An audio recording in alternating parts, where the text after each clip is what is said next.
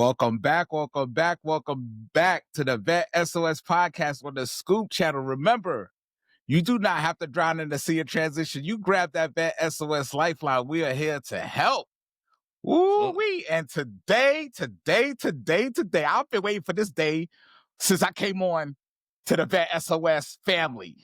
So without further ado, ladies and gentlemen, boys and girls, people of all ages, who we have here sitting on the stoop. We're about to get the scoop of how this podcast came along and just recently got supported and raised to the nonprofit level.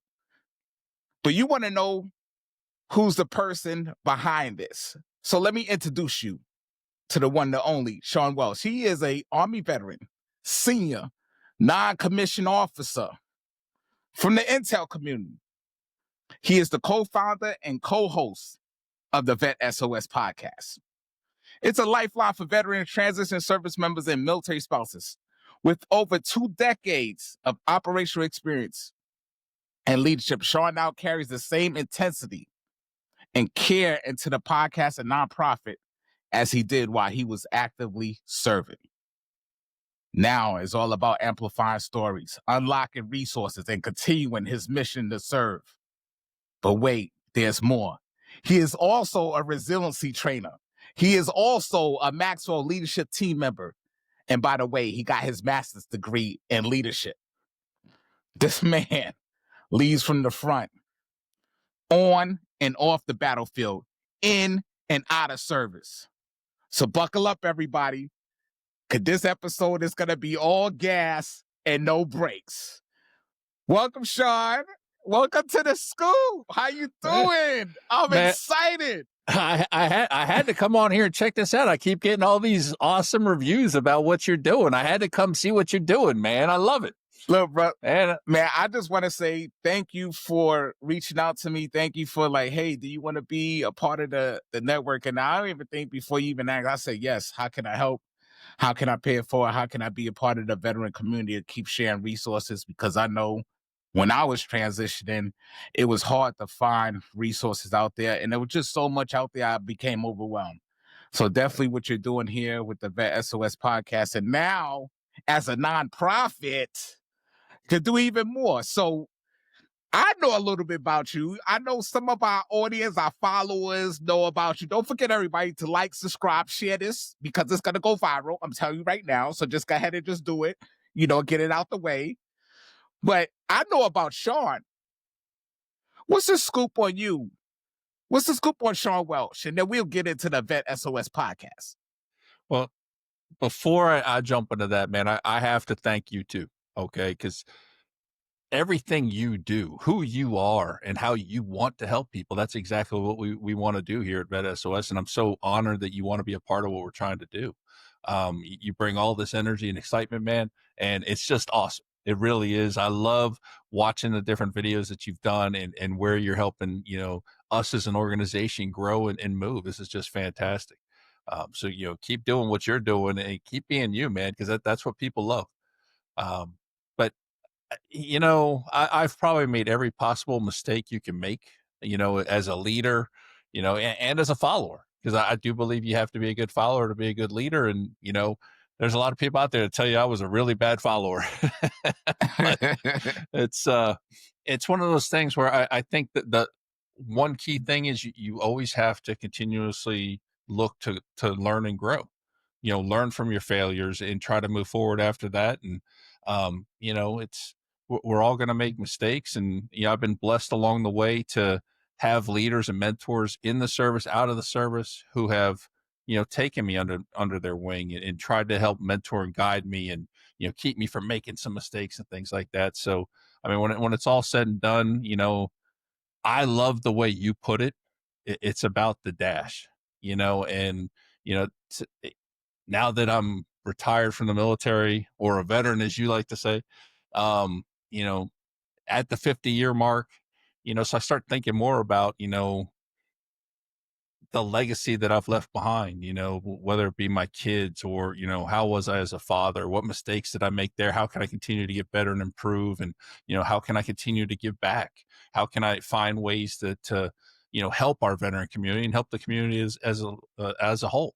And really, that's what drives me these days. And I'm trying to dive deeper into my faith and, build that connection with, God and, um, lose weight. You got me motivated to try to lose weight, man. So all those things, health, spiritual health, mental health, all those things trying to work on and just try to be a better person and, do what I can while I'm still here.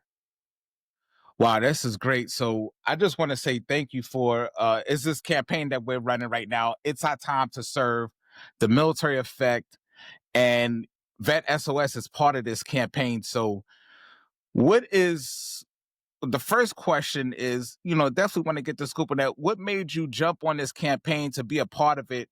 It's our time to serve the military effect, to kind of push forth, like what you talk about, right? Don't drown in the sea of transition. Grab that VET SOS lifeline. Like, that's something that you lived and breathed, and now it's part of a bigger campaign to help push out information.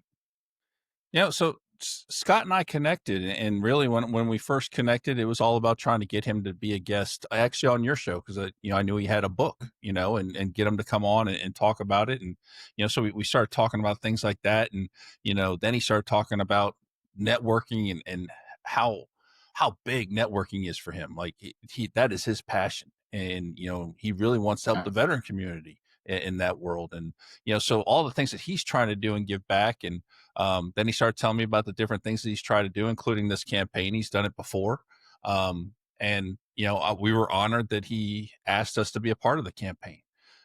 So we definitely jumped on board. And one of the things that we were able to do, is utilize your show, The Scoop, and, put out a segment on each person who's part of this campaign. So, the community as a whole can understand and get to know these organizations better and hopefully find the support that they need as they move forward, because ultimately that's what it's about for us, is educating our community, right, on what's out there and helping them find stuff that's going to help them. Right, man. And thank you for that, because definitely being a visionary, so co-founder, co-host of the original VET SOS podcast. And when you reached out to me, it's like, hey, I want to bring you on, what do you want to call the show? I was like, I don't know, it's and then wait, hold on. You say you from Brooklyn, right? I said, yeah. He's like, did y'all have like a stoop? Like what you used to do when you was young? I said, well, we used to sit on the stoop. We used to get the scoops on the cars, on what's going on the weekend.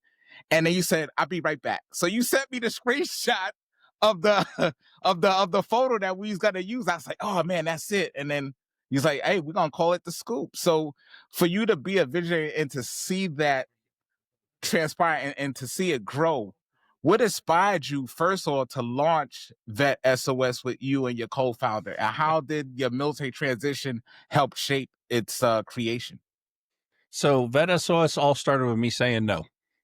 I had a mentor, Trevor Houston. I went through his program. Mark and Trevor were partners in business, and then they also had the Who You Know show, which was a podcast to help people, with the job search and things like that. Not military affiliated, just Mark happened to be a veteran, which I didn't know at the time, but basically, sort of hit it off with these two, and it was the first thing I did in my transition. And it really helped change my mindset as to how the transition was going to go, because I was looking at it from a civilian uh, lens instead of the military Right. lens like we typically do. So I went through their whole program, and about, I don't know, 6 months or so into my transition, Trevor calls me. He's like, "Hey, dude, you need to start a podcast." No, I don't. I was doing a lot of videos on LinkedIn and stuff like that. And he's like, Right. dude, you need to start a podcast. You can create all this micro content and things like that. And he kept pestering me about it. And I kept telling him no. And, after it was probably a good month, I was like, you know what? I promised myself that during my transition, I wanted to Mm, try new things. I wanted to get out of my comfort zone. And so I was like, well, let's give it a shot. So we spent the right. next month or so spitballing ideas. And then he, told me, hey, Mark's a veteran. I'd like him to work with you and get this thing started. So Mark came on board and was the co-founder and my first co-host. And, really taught me some ropes when it came to podcasting and getting started and how we do some things. And he's still a member of the board now and one of the backup, guest hosts when we need somebody. And Mm, so it's fantastic that, we have that continued relationship. And but that's how it started. And, basically once, I was actually walking the dog when I came up with, VET S.O.S was the idea, and started working through the Lifeline phrase and trying to figure that Right. out. But I knew I was in the transition. It's what I was doing with my life at the time. So I'm like, why don't we focus on this? Mm, Because nobody tells us about all these organizations. right. I had enough time during my transition. I did like 26 programs. So I experienced a lot of them. Like, there's so much out here. We got to be Right. able to share this. And doing so many programs also provided me a good platform to get started, because I had people who were willing to be guests, which was really cool. So that's really how it started. And, Mark and I went back and forth changing ideas. And at some point, Mm. Trevor called and he's like, just start recording. You guys just Just do it. just Pitter start. patter, get after her, right? That's Yeah. what Yeah. So, that's what it is. Pitter patter, get after her. Yeah. yeah. And so the very first episode, as soon as we hit record, my computer froze. So I'm not even in like the first 5 minutes of the first episode of my own show. But that's one of the great stories that you have, like that, definitely will impact a veteran's life, right? Because you could tell the story of the transition, and definitely behind your intel background. How do you dissect like the very complex veteran issues, right? Like, but for the audience, right? So they can understand. So if you have somebody who just completed 4 years, they can understand. Or somebody who's done it 20 plus years, they can understand on the same level. Like how, your intel background, because I know y'all get a lot of training in intel. So how did you use that as, I guess, leverage or a skill set to help push forward the message? So I would say that probably a bigger factor than the intel background is the way the military teaches us to write.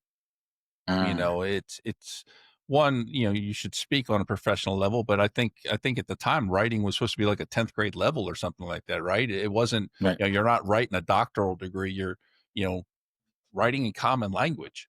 And right, and so everybody who's been a co-host has been, an enlisted service member at some point.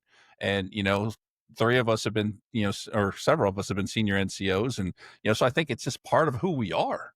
right, We all loved to train. We all loved to educate. We loved working with our soldiers or service members in one way, shape, or form. And, so it just comes out. It's part of your DNA at that point. And right, so, we try to ask a lot of questions up front, before the guest even comes on the show, when we do our, discovery calls, and find out, is it paid? Is it free? How do you mm, make your money? This kind of, so we have an understanding too. We right, don't care if you charge, if you don't charge. That's not for us to decide. We're trying to just let people know what's out there. So we don't get into politics. We don't get into, mm, what you're doing is wrong, whatever. If we have, personal feelings against something, then, maybe we won't have on the show if it's that strong. But, it's really about letting the audience decide what they want to do. And so, I think kind of naturally we follow that KISS model, keep it simple, yeah. and then that's kind of what we do. I don't think we try to get too deep into it. It's really just getting that information out there. Right. And you talk about getting the information out there. So definitely one that, as you being a trainer, I'll be a resilience trainer, and you have the Maxwell Leadership and plus the master's degree in leadership. Like, what does, a veteran in crisis, with that resilience, how do you teach, I guess, resilience? So how do veterans know that they could come to the VET SOS podcast and now a nonprofit? Because I'm going to ask you about the nonprofit and how is that going to evolve from here. But you see resilience, right? That's the one of the key words is in my core, right? Is being resilient. What does that mean for your organization? So I think it goes hand in hand with trust. Yeah. Um,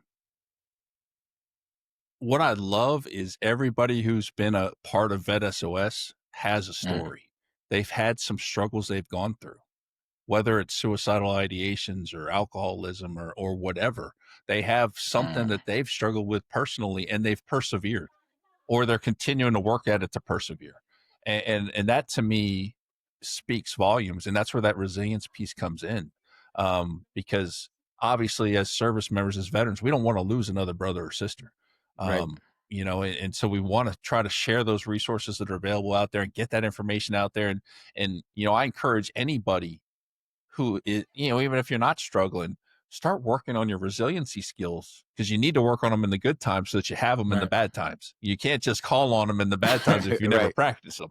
So, work on finding ways to become more Mm. resilient and be able to handle some things. And I say that from a position of someone who is still constantly working on those skills, because I've Right. struggled with anger issues. I've struggled with alcohol. I struggle with my weight. Everybody can see that on Yeah. camera. So there's plenty of things I'm struggling with and still trying to work through. And, to me, the resilience piece is just so powerful to help you make it through those tough times and continue to move forward. And, I think part of that has really built the organization we have, because I believe we have a very solid reputation.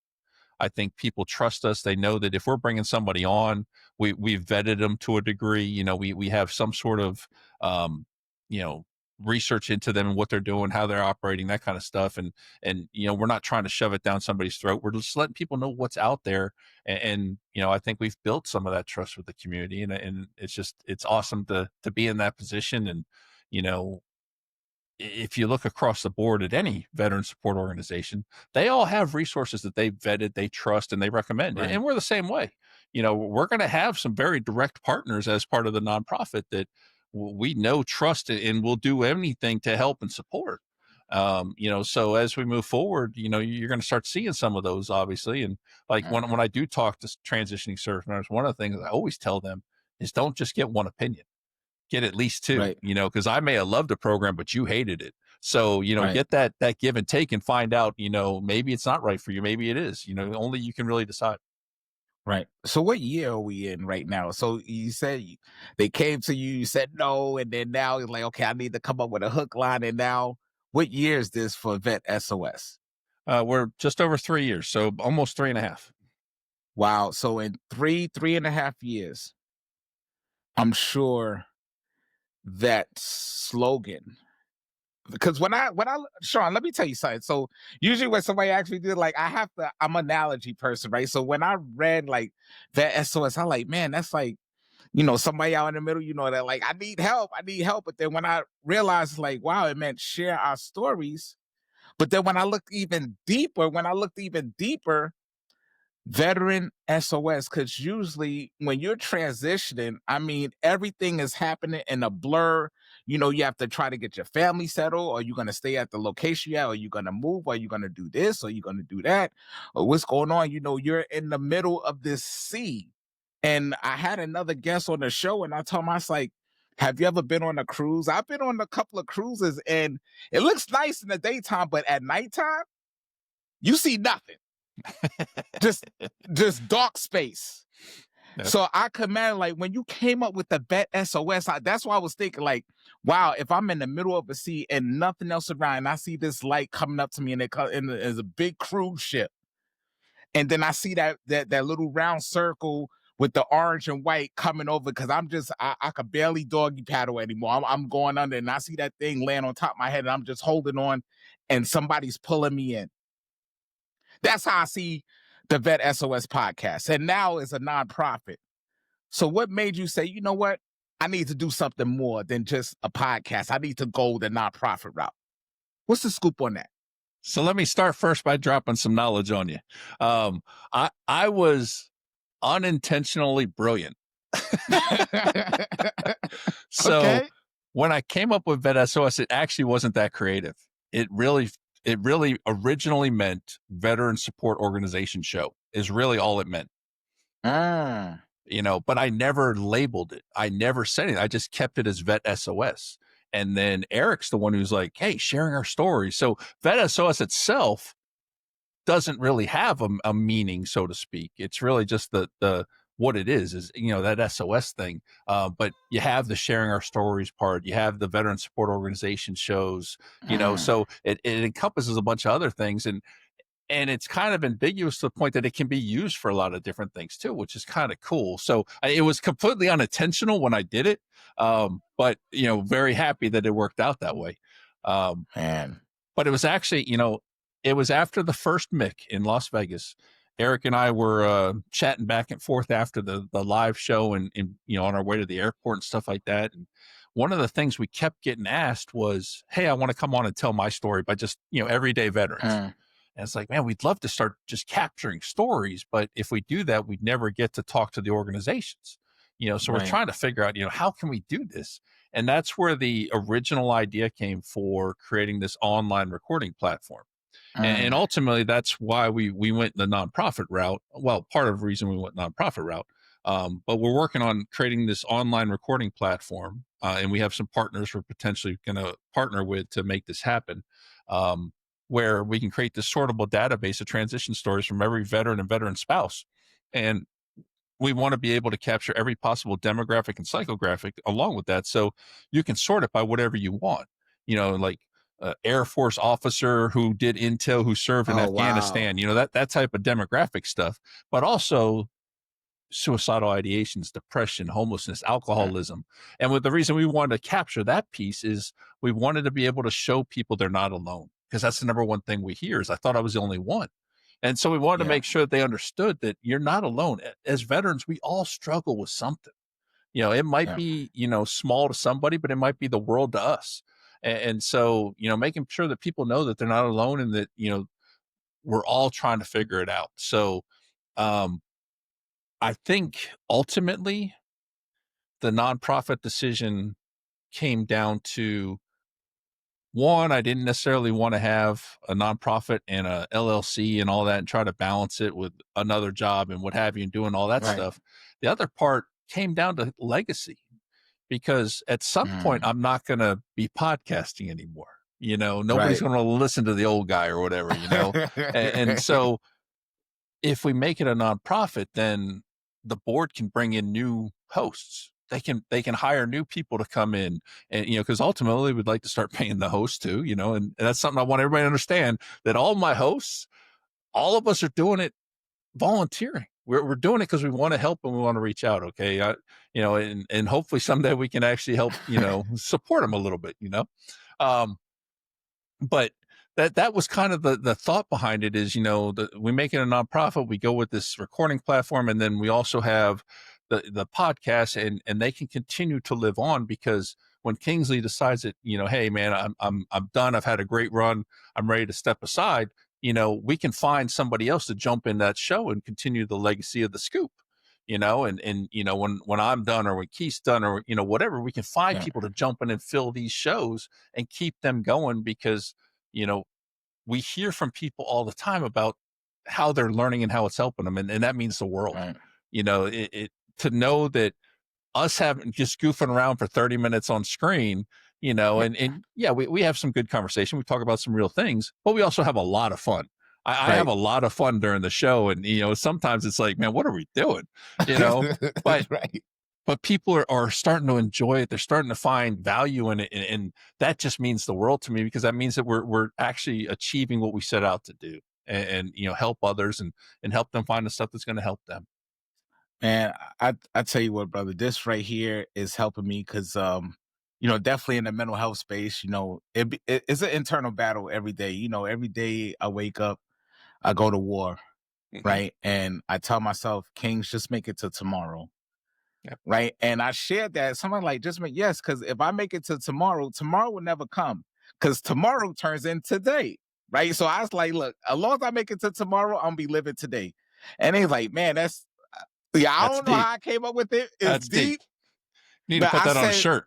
There we go. Make it to tomorrow. Tomorrow will never come, because once tomorrow comes, it's today. And the mental health, and like I said, this show right here, for you throwing the lifeline to me, is helping me sharpen my sword and to fight this battle. Like I said, it's a day to day. Like, I go to war daily. I love hearing that, man. So my question to you, and definitely to our listeners out there, right? You and I, we both put our pants on one leg at a time. At least, we try, right? Because we working on our health stuff. But how do we break that stigma, especially among service members and leaders? Because it took a while for me to share my story. I was ashamed. I didn't want somebody to use it against me. And then one of my mentors told me, like, if you're going through it, imagine how many others are going through it that's suffering in silence. Yeah. I don't know. I honestly don't know the answer, because there's been Mm, things that I have freely shared. Like during the service, I would tell my soldiers that I was going to anger management.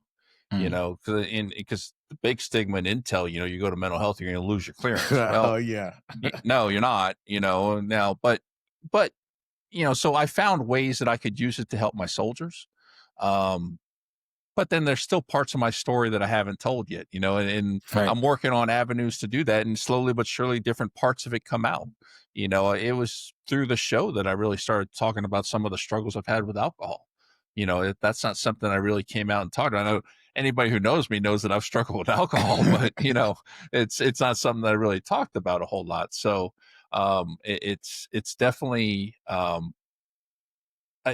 to find the way. And I think it's kind of a personal decision. Like you have to decide Mm, it's time. It's the right time to do it.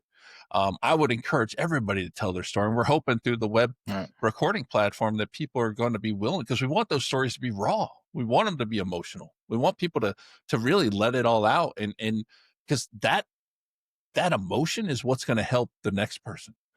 Someone's going to realize, hey, this guy's feeling the same thing I'm feeling. This girl's going through the same thing I'm going through, and the connections are going to start building there. And maybe we're going to reach people that we can provide assistance to. And you know, it it I would encourage everybody to do it, but I also know that you kind of have to be ready.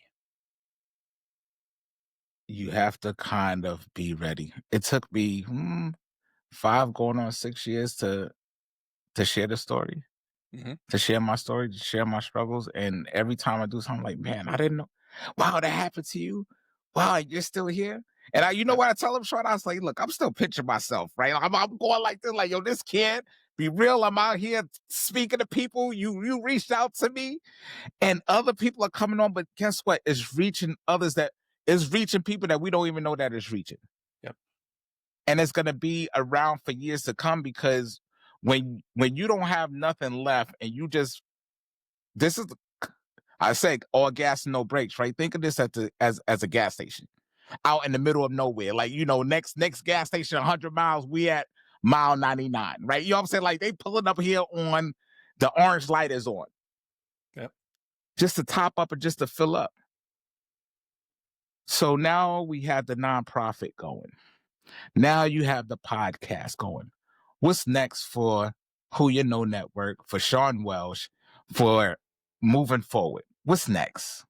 I can't speak for Trevor. I don't know what they're doing with the Who You Know Network, but they're continuing to help people find jobs, which is really big in this current economy. So I applaud them for what they're doing and continuing to do to help people make it through that whole job search process. But um, who it's I don't know. It's there's a couple additional shows we've been talking about, kicking around the idea with people, so potentially we have a couple of new podcasts come out on the network. We obviously main focus right now is continuing the shows we have, but then getting this recording platform up and going, and getting the nonprofit really starting to move forward. Um, Mm, there's some people, as we move forward as an organization, that we want to start being able to bring people on in a paid capacity, and that type of thing.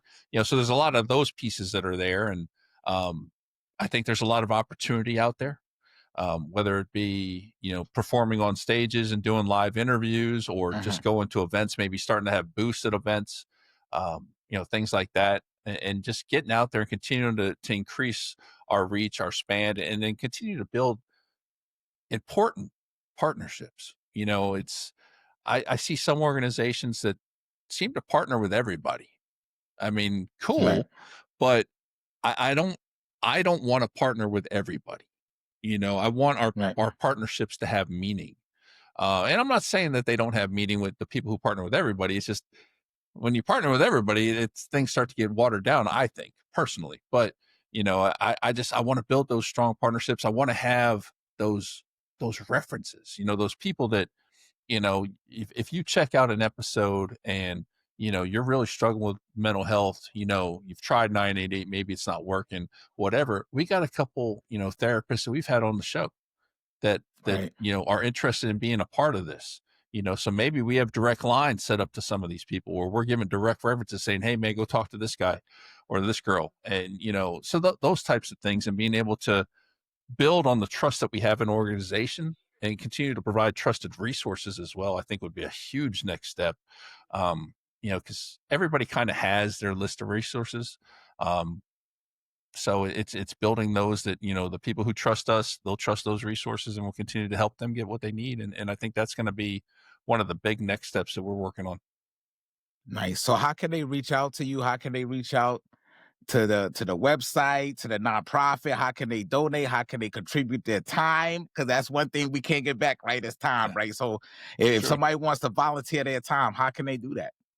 So you can obviously find me on LinkedIn. That's where I probably have the biggest presence. Just look up Shawn Welsh and you should find me. If not, look up VET S.O.S and you should be able to find me that way as well. You can reach out to me through Mill Mentor, doing a lot through them, so you can reach out there and we can have a mentorship session and talk that way. Or you can reach me through the website. There's a contact us button on there. Mhm. Shoot us your information, shoot us an email, let us know what you want, what you're looking to do. And we're more than willing to have a conversation and see what we can do. And obviously moving into the nonprofit space, we're looking for volunteers. Some of the things we're looking to do. We have an ambassador program we're building, and we're going to call them Nice. lifeguards. We That's want to what's make, up. we want to make a new shirt that has like the lifeguard symbol on the front, but it has grab the lifeline on the back and our logo and stuff like that. And we want them out there talking about VET S.O.S, helping us spread the word. So if you're interested in being a mouthpiece for us, reach out. If you're interested in helping with screening videos, helping with social media, helping with the podcast stuff, maybe not as a host, but maybe just helping with the production piece and cutting it up and things like that. All these things are things I'd love to have the assistance with. So, we got a great, I was going to call it a team, but I think of it more of as a family, man. We got a Yeah. great family, and we'd love to grow the size of it and get more people involved. And hopefully, those volunteers eventually start turning into, paid positions and things like that. And we're going to be able to help, military spouses who are still on husbands or spouses still on active duty, and that they're able to stay Yeah. home with the kids but also work for VET S.O.S. I mean, how cool would that be to be able to help the community in Yeah, that that'd be way, nice. where they can do it from anywhere, because we're an online thing. You don't have to be in the office. So Yeah. those are things that I think I'd love to be able to do. And we got some great people involved in this team that want to see a lot of these things happen. So I think slowly but surely we're going to move forward, and we'll be able to continue to help the community. So remember, this is coast to coast. This is international. We in the waters. We everywhere. And thank you for being part of the It's Our Turn to Serve campaign. I had to pause right there because I want everybody to think what that means. It's our turn to serve. Yes, we served active duty, but now the campaign is our turn to serve. It's like paying it forward. Because we can't pay nothing back, right? I'm talking about paying it forward. The military effect. Grab the book. Just, if you don't know where it's at, go on Amazon. Just type in The Military Effect by Scott Mathorn. Purchase that book. It'll help support the campaign. And Shawn, is there anything you want to add before we roll out of here? We'd love your support for the campaign. I mean, you got potentially 30 nonprofits that are out here trying to do great things for the veteran community.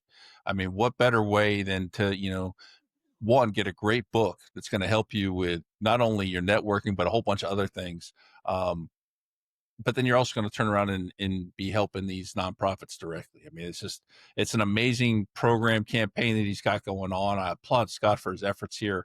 And we're just excited to be able to be a part of it and be able to help share the videos too. So, we'll have all the organizations with their own video to talk about what they do. And, I think it'll be great to get all that out there and help these organizations grow in multiple ways. So in order to do that, guess what y'all got to do? Like, subscribe, and share, right? Just keep pushing it out. Push, push, push. Thank you for being on the VET SOS on the Scoop channel. Remember, you do not have to drown in the sea of transition. You grab that VET SOS lifeline. We are here to help. Until next time, everybody, take care. Peace.